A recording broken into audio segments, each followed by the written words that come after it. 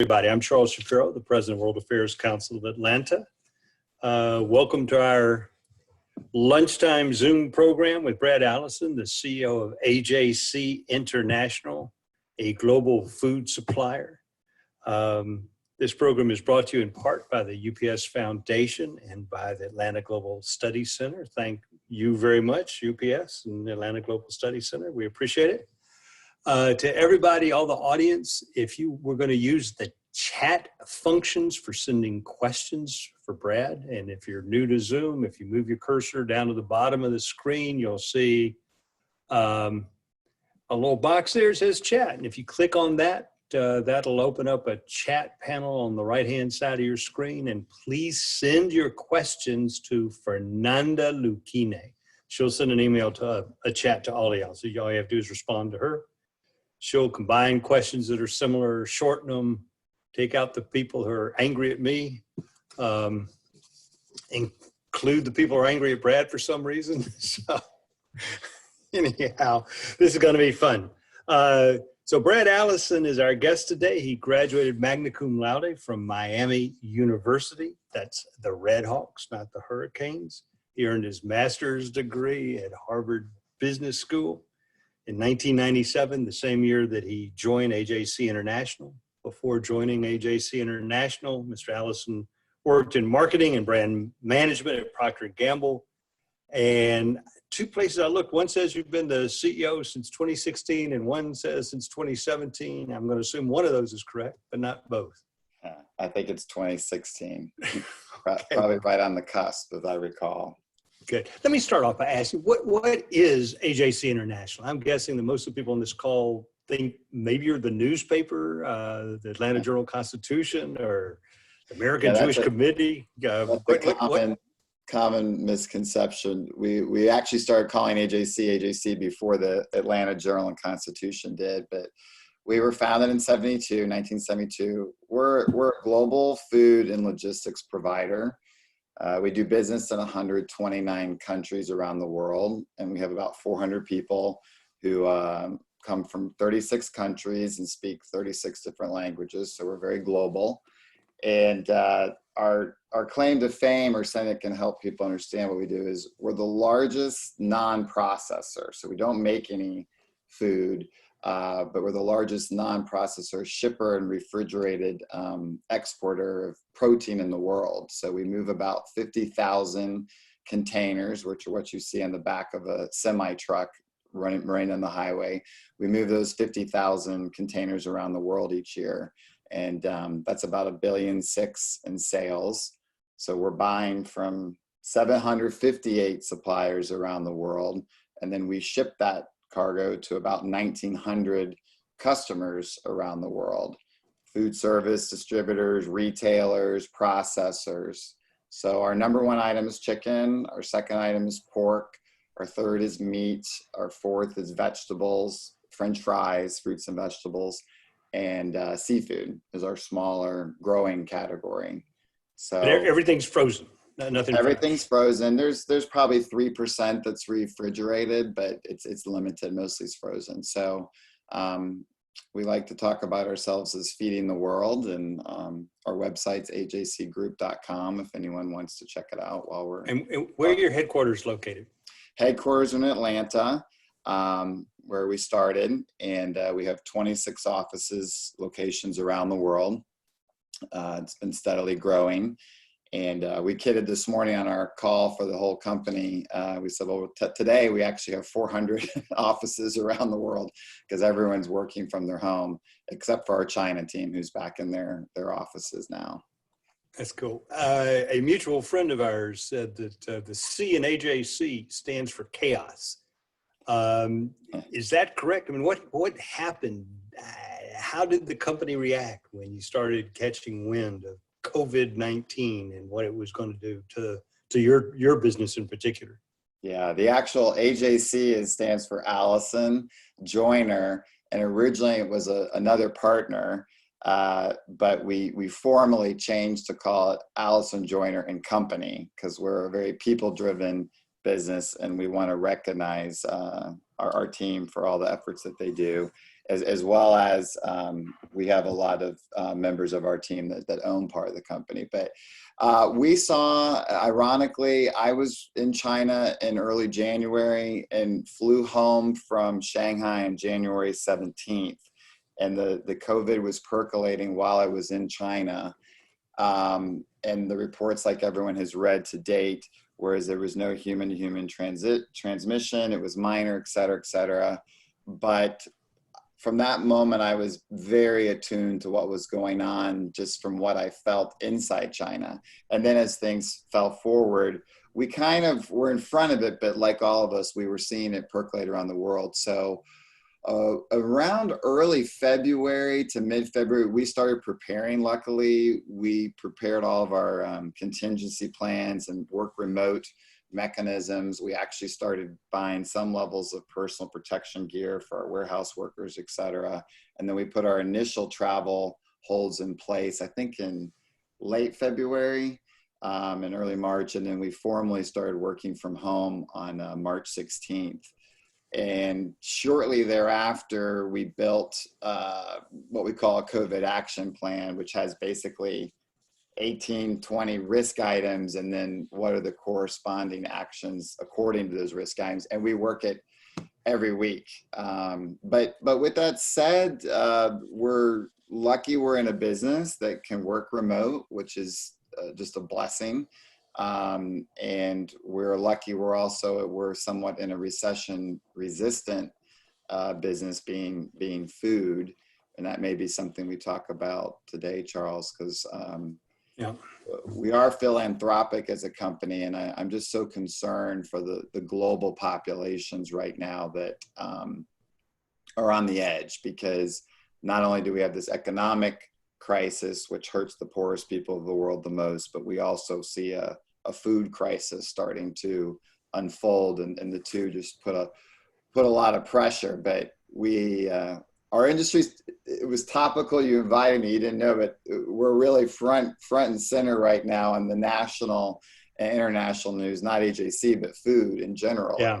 Oh, absolutely. No, both the New York Times, Wall Street Journal today have got articles about the food crisis that's coming, and not coming, but that is here. Let me go, just to focus on the company just a little bit more. I mean, you've got those 18 risk factors. I mean, were those 18 you started with, or have you had to modify that? What are your strategies for mitigating risk to the company and to the customers that you serve? Well, our history is one of being a risk manager, because you don't do business in 129 countries with not understanding risk and knowing how to do it. So we're pretty familiar with currency risk and government restriction risk, and of course, just the human dynamics of dealing with varied personalities and regulations, and then of course, financial risk, cargo moving around the world and getting paid, et cetera. This risk that I'm referring, and risk management is one of our core competencies and one of our top 6 that we consider.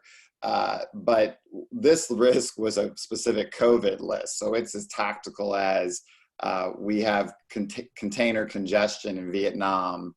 We have a rapidly devaluing peso in Mexico. We have accounts around the world asking us for extended payment terms.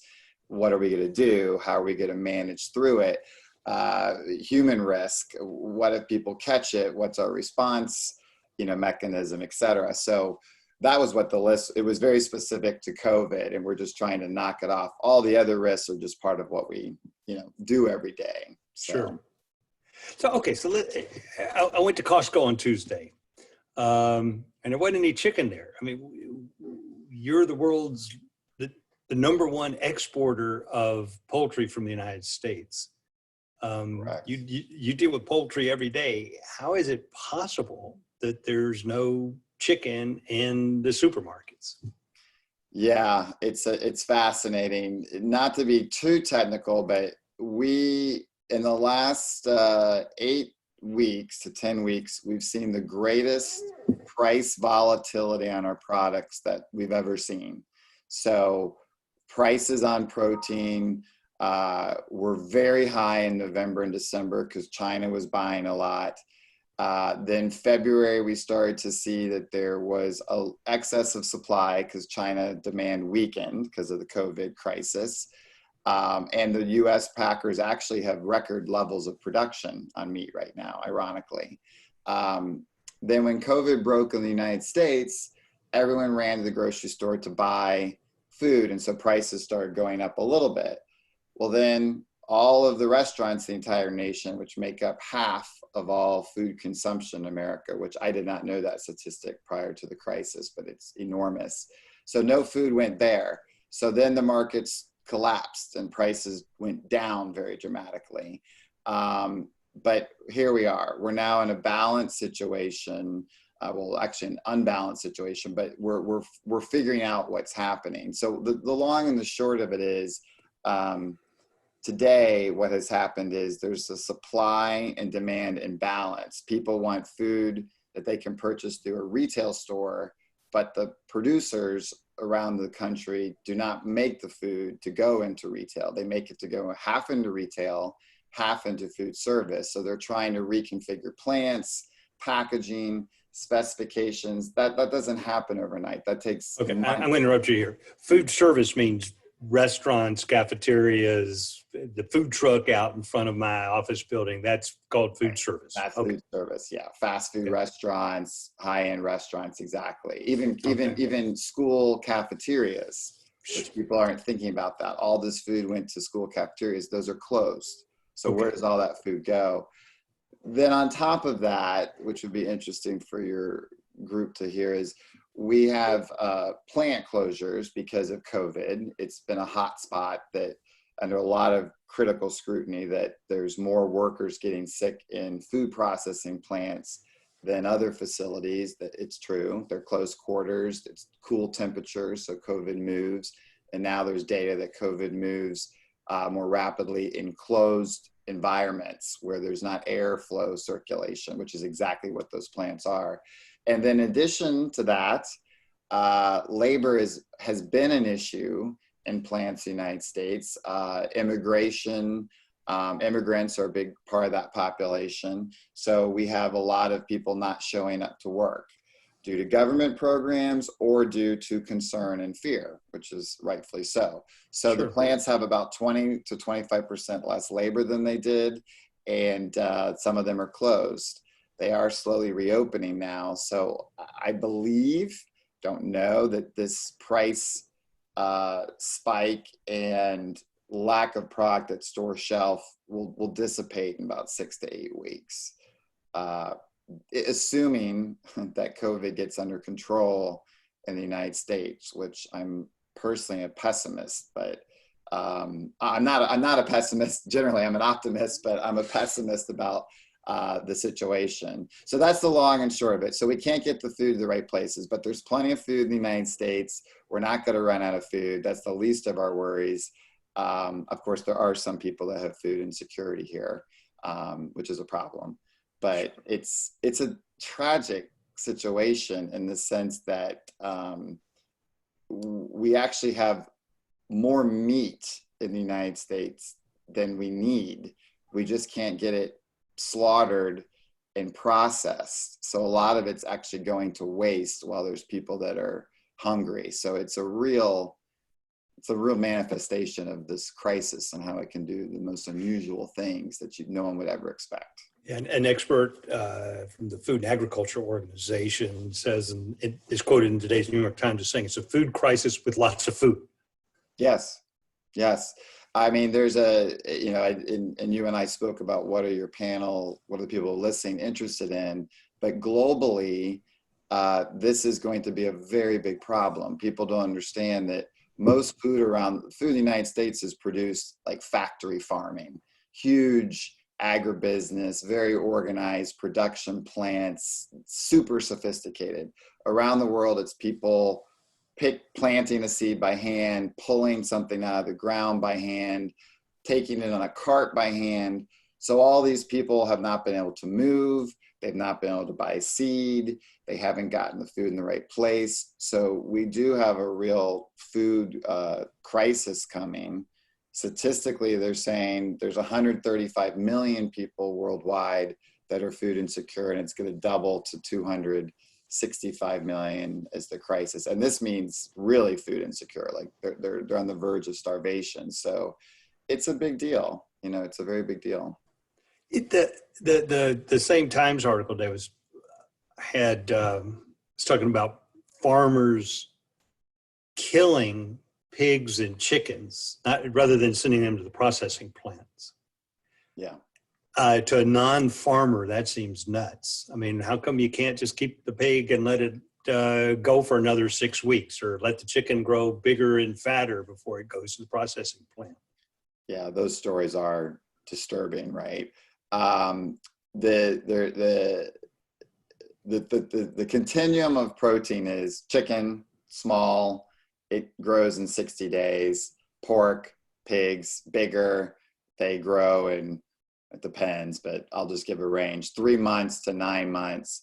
And cows, much bigger, and they go from a year to 2 years.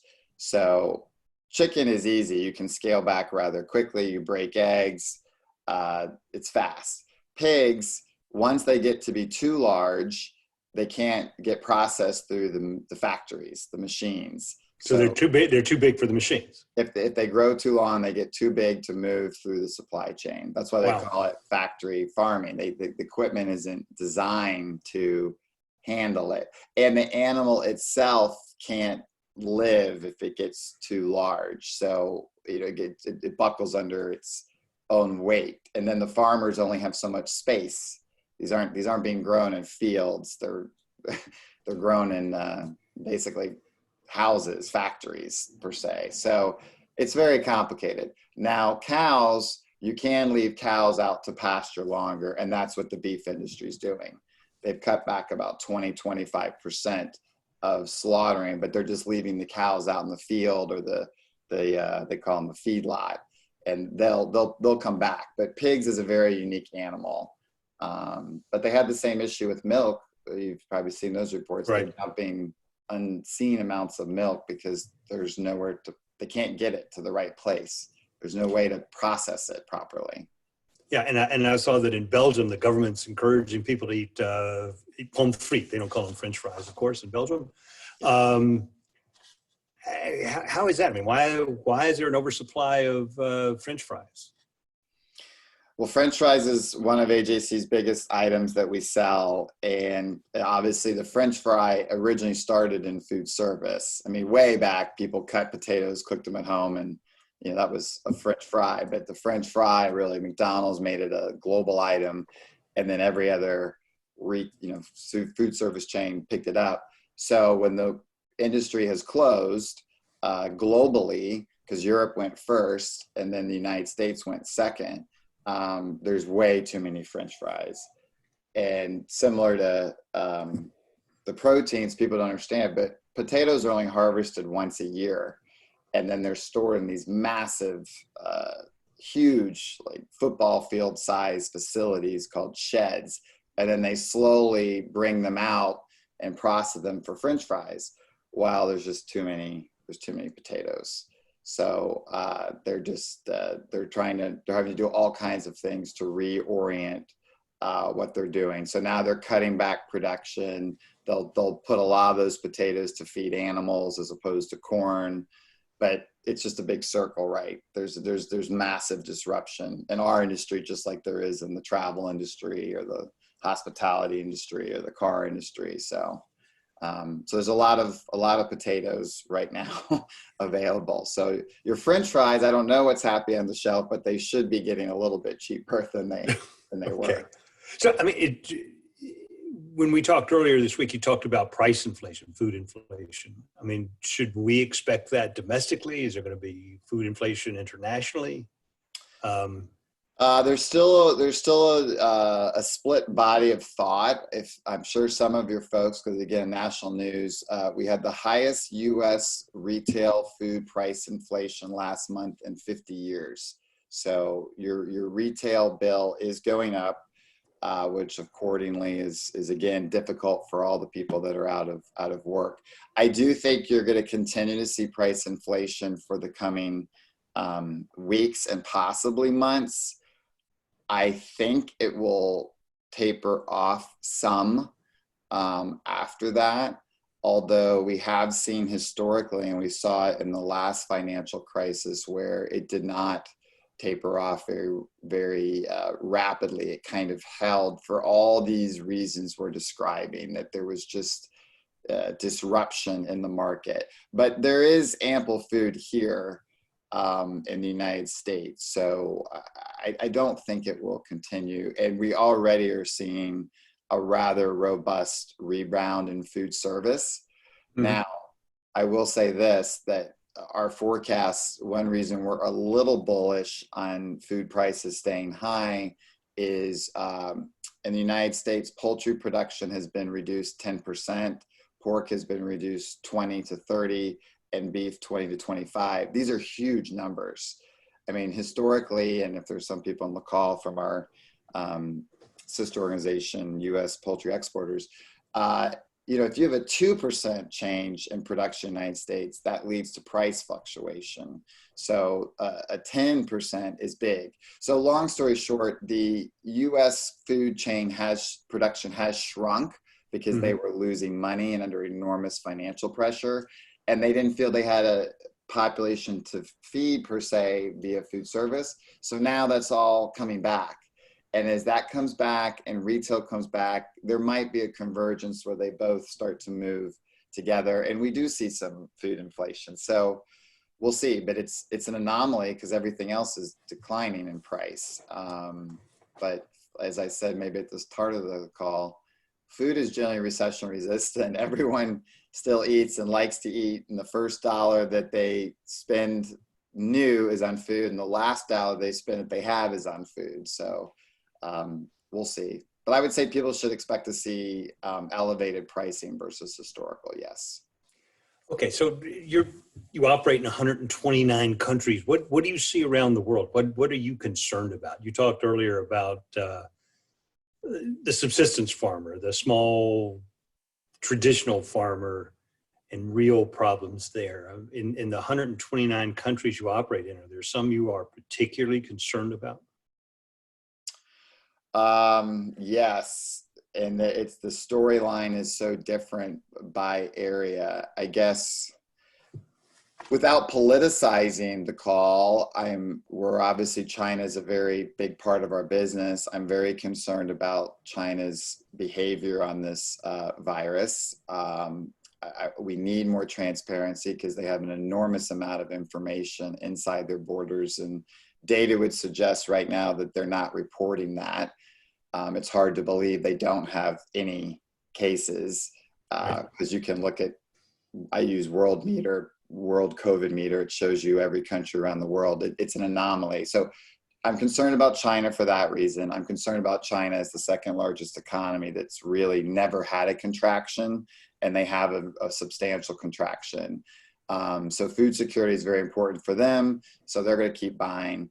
I'm more concerned about the poor countries of the world. I mean, if we just take Africa as really on the brink, this is going to be devastating for Africa for the next 2 to 3 years at least. They already had lots of issues, and this just pushes it further. Honestly, Charles, there's not any bright spots out there, but, I'm particularly concerned right now about Mexico and Brazil because these are huge countries that don't have the infrastructure to manage the health disease. They already were financially insecure, and they are politically a little bit sideways. So for us, being near our borders in Americas, these two countries are going to be a huge problem. And it's being reported now, but it's going to become much, much, much worse than what you're reading. Well, the presidents of both those countries appear to not be responding in the most effective way to COVID-19. That's true too. That's exacerbated the problem. But even if they were not doing that, those countries were ready to have big issues regardless, just because of the nature of the population, very poor populations. We're seeing the same thing in Asia, like in Philippines and Vietnam, but not quite to the same extent. The Asian countries were a little more attuned to these types of diseases because of SARS, even though like Philippines and Vietnam did not have that, but they seem to have done a much better job shutting down their countries, containing them, messaging to their people what needed to be done. I mean, there's outbreaks there, but they're not as severe as those two large Latin countries. And just by definition, the size of my belief, the size of your country impedes your ability to attack the virus. If you have mobility and mass transit, it gets much more difficult. So, well, Vietnam is reporting almost no fatalities from COVID. I mean, do you believe those? I mean, if you're skeptical of China, well, are you not skeptical of Vietnam? I think what we're all figuring out, and I know this is not a COVID call, but it's hard not to talk about it. What we're all figuring out is there's those two metrics, right? How many people have it and how many people die from it. And around the world, those numbers and their level of accuracy is a huge spread. So the US has done a good job, not necessarily with our testing processes, but getting lots of people tested. So that's why we have so many cases. Sure. And as we all know, we are a fully transparent society. We're doing our absolute best to report every death attributable to COVID. And even they say now we're reported 85,000 deaths, that we're over 105,000 in the United States, because it's very hard to capture every single one. If you imagine our level of sophistication and our infrastructure and the rest of the world, they don't really know what's happening. They're not really testing. So it's a little bit of the Wild West. And that's why it's so sad for any country that's of a lower standard of living, because they don't know. Today in Mexico, they believe it's 16 times greater than what's reported. So the people on the ground say they have no way of knowing who has the disease, because it's an asymptomatic disease. So it's that's why it's hard to feel well. I feel optimistic that we will get through this as a race, and people will support one another, but I'm pessimistic about our ability to contain this because so many countries are just ill-equipped for it. And that's why I am personally interested in China, because if in fact they have done a good job of containing it, it's so important for the world to know, because it suggests that you have to have really, really aggressive tactics to contain the virus that most people don't want to have. But I mean, we'll find out what happens with the experiments that every country is running. So absolutely. Let me remind everybody, please send your questions by chat to Fernanda. I've got a few more, and then we'll open up to questions from the audience. You mentioned earlier that China is reopening. I mean, slowly, but they're reopening. What does that look like from your business perspective? I mean, are their purchases resuming? Are they going back to normal? Are they? I mean, what's happening in China that we ought to know that's either encouraging or discouraging? Well, there's lots of interesting facts that I guess would be fun to share with people. I mean, the way they managed the COVID after they realized how bad it was, which I will not venture into conspiracy theories, but they reacted very quickly. And the shutdown was nothing like what we experienced. You could not leave your home. No citizen was allowed to leave their home. I don't know how they did it, but they contained literally 1.3 billion people. To leave your home, you had to have a special license, and only one person was allowed to leave per week to go get food. So there was a full containment. Of course, they control the media. And so everything was very tightly networked. And their communist system is very interesting. I had heard about it, but I had never seen it deployed. There's a Communist Party member in every single residential community. And those people were deployed. I don't know how many there are. There's probably 50 to 100,000. And they all monitored the people. So they did a full shutdown. And then they had a tracing application. So we knew that they were already tracing all their population through their mobile phones, but every single person gets a little icon app on their phone, and it tells you yellow, red, or green based on all these statistics of, have you been near COVID people? What's your profession? What are you doing? So they use that to slowly reopen society. And then when we brought people back to work in China, same thing.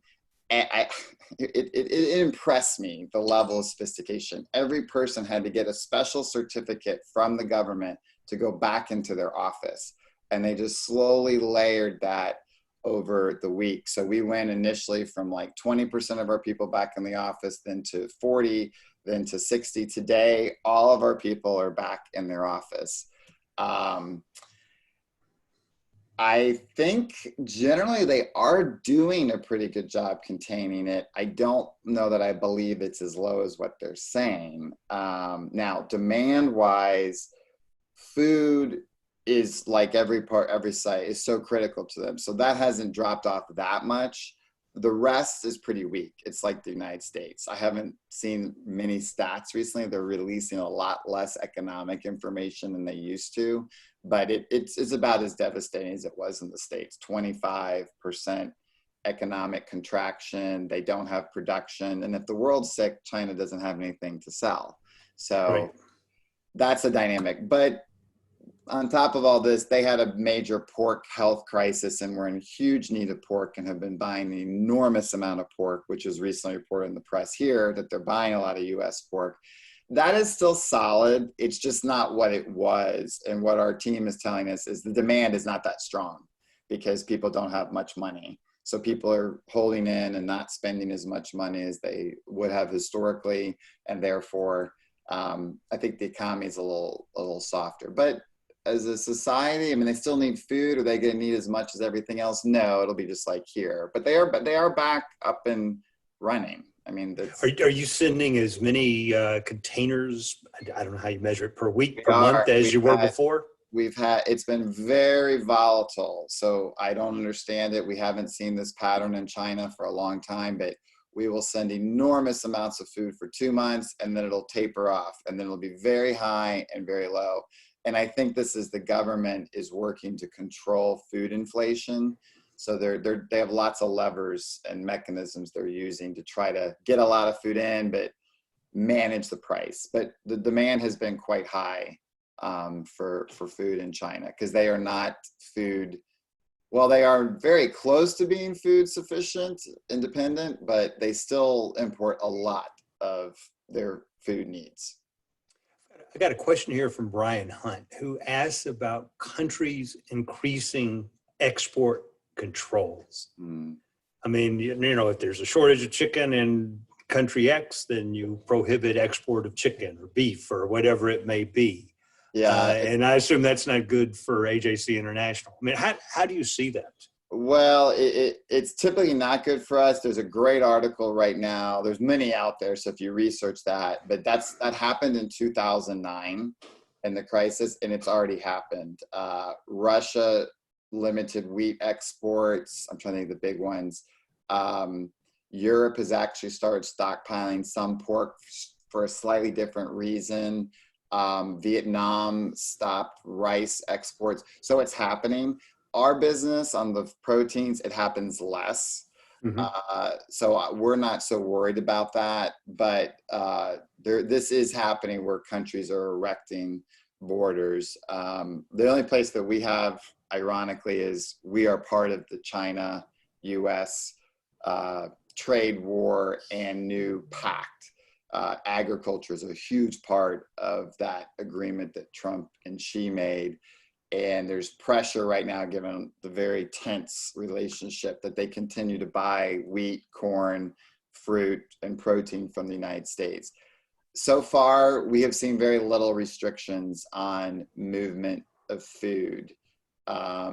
Generally, our product is more needed than, say, the basics. They call it soft goods, soft agricultural things. But so I hope I answered Brian's question. But to my point about people moving to food insecurity, this is a big part of the problem because countries are getting nervous that they might not be able to feed their populations, and therefore they are holding back some supply, similar to medical equipment when that was happening.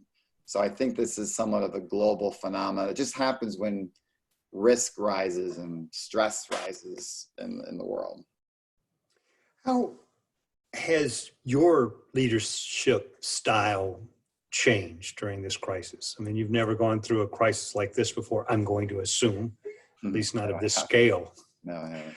I mean, how is leadership in times of a pandemic different than a natural disaster or a financial problem in one of the countries? That's a good question. Interesting enough, I don't think my personal styles had to change much because I'm generally a very calm person and I'm a very logic driven person, which I think in a time of crisis, that's what you need. You need to be very calm, collected, reasonable, and look at the landscape. And I do believe in this kind of crisis, data is important, truth is important, transparency is important. So what we have done inside our company is we've elevated communication dramatically. So we're having town hall meetings regularly. We have set regular scheduled Zoom calls. We live on Zoom basically. And we're being very proactive in our communication to keep people calm and keep people motivated and keep people engaged, because we're worried about their physical health. We're worried about their mental health, which is a big thing for us that we've tried to elevate. Even though we're a small organization, we put a lot of energy to make sure people that live alone are connected, that people have children at their home. So I think if anything, my style, our company style, we always are people driven, but we've gotten a little more attuned to our team and trying to take care of them as they're on the front line and they're continuing to work. And we're trying to be a beacon of strength for our global customer base. Many of them are much less sophisticated than we are financially and being able to look forward. So we've been very proactive to tell them, you need to be careful with your inventory levels. You need to go to your bank right now and talk to them about how to manage your business and what you need to do to stay healthy. And I think that served us well. I think that's why we're still doing well in the crisis, because our customer base seems to be holding up pretty good right now. Yeah, a question from Frank, I'm hoping I'm going to pronounce this correctly, Frank Xi, who I don't think is related to President Xi. No, it's spelled differently. He's spelled XIE, at least in the Zoom. Okay, so he asks, do you think China can fulfill their commitment to phase one of the U.S.-China trade deal? They absolutely can. And I think they really do want to. I personally do believe that Xi and Trump, as they have both touted, do get along. But I think the pressure is just enormous. It was big before COVID, and now it just got extremely intense, really intense. And I don't think the world is going to let this go by unnoticed. And it's not that every country hasn't made its mistakes. We've made our mistakes. But there were some very odd things that happened in the early part of this crisis. But to answer Frank's question, I think he can. He may not if we ratchet up too much pressure on China. But I do believe that both Trump and Xi, we needed this trade between the two countries before COVID, and we need it even now more than ever. So it's critical that this happen. But China is really working through their global image right now, and the level of pressure they have. So we'll see. I'm generally pretty optimistic though, because it was 2 years in the making and it was a lot of work. And I don't think most people put that kind of work into something and then let it go. So I think it would manifest itself in some other way. I got a question from Trevor Williams from a Global Atlanta online newspaper. And he says, Brazil is a major meat producer. How much are you buying from Brazil to export to other countries? And how do you think the COVID response by the government of Brazil is going to affect their meat production? That's a great question. We highlighted on our call this morning, as I said, Brazil is our next major hotspot. We actually added it to that COVID risk. About 20% of our global volume comes out of Brazil. They are the largest protein exporter in the world, trading places with the US, but the difference is their whole structure in Brazil is designed for export. Mm-hmm. So they have closed 3 plants so far.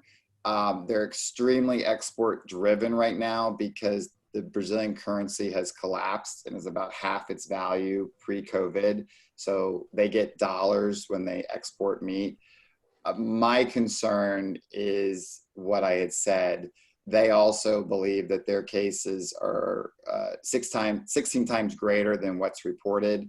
Our people on the ground, we have people in Brazil that say that it's really dire situation. It's getting like New York was, but on a countrywide level. And so our fear is, like in the United States, plants will start closing. Their logistics infrastructure is very weak. So any disruptions will impede that. So I think we're gonna have a hard time getting that food out of the country. They may make it happen. I hope they do, but we're preparing for some level of decline there. And the president's role in all this, I think he unfortunately is he wore the mask for the first time today. And I think he's about to realize there's no hiding right now. I don't understand how he let it go this long without facing the facts, but it's going to be very traumatic. Is my assessment. It's a personal assessment, but it's going to be very traumatic for the country because they don't have they have almost no ventilators per capita. So, and very poor populations. We think of Brazil as wealthier than it really is, but huge rural populations with no access to medical care whatsoever. So I think we'll see some declines out of Brazil, and hence why we might see this price inflation continue, because if Brazil starts to have what the United States has simultaneously, they feed the world. They feed the world meat. So we may see some shortages coming, and that would be significant, you know. Well, that's a great lead into a question from Mari Batirova, I'm going to guess it really is. And that is, when can we expect the supply of meat and chicken to return to normal? I don't know, but I believe here in the I'll speak to the United States because I don't know if her questions US driven or international driven. I think it will start to normalize, I'll say conservatively for sure by September. It may come sooner, and I know September sounds like it's a long way away. Yes. But we have heard through various sources that there's enough disruption in the supply chain that it could be September. Now, you know, this is a first world problem here in the United States. You know, I can't get a tenderloin today, but you still can get something else to eat. So we're not going to get to that. But where you see all your normal products on the shelf like they were before, it could be later. And that has that large caveat about, can we resume to normal in production? And I'm not confident this is going to happen.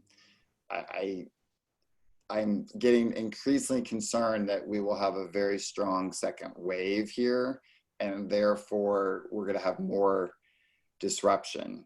But I don't think it's going to weigh on us too heavily, honestly, in terms of, you know, not being able to feed people and people get their food.